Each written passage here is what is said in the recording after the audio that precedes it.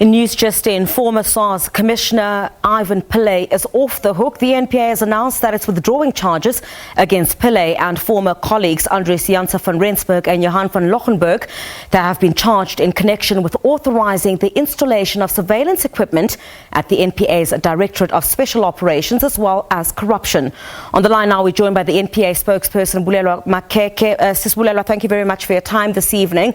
So are these charges to be officially withdrawn in court? Good evening, Griselda. Yes, that is the position. The charges are formally withdrawn, and that will happen in court. All right, talk to us a bit about, I understand all of this, of course, was relating to allegations relating to a 100,000 rand gratification. Well, there are two counts, Griselda. The first one is that of the actual installation of the surveillance equipment at the DSO offices, which was the Scorpions. So that was count one, and then count two was that of corruption relating to the 100,000 rand cash that purportedly was given to a staff member. So their lawyers had basically made representations to the national director through their lawyers, of course, and was it then subsequently found that the evidence currently in your possession would not secure successful prosecution?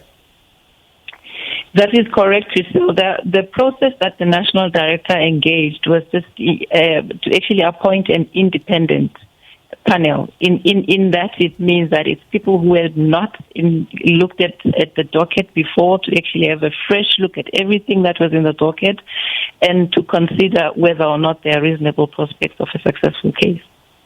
All right. So basically, the reason for the withdrawal is the fact that there would not be sufficient evidence. That is correct. On the basis of what they had before them and, looking at everything that they could actually take to court, there was just really not, looking at the strength of the case, the availability of evidence, whether they have witnesses who are likely to be credible, all those elements.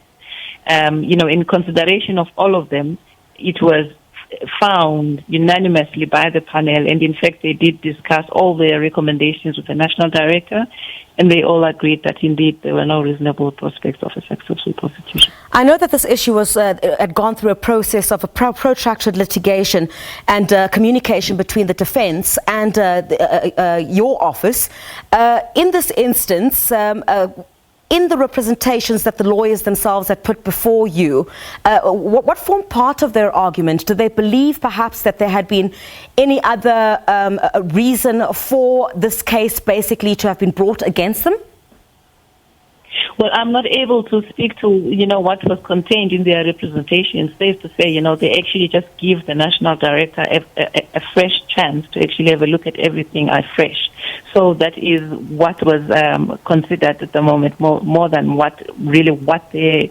Obviously, they were not happy with being charged in the first place, and they would have presented their reasons for that.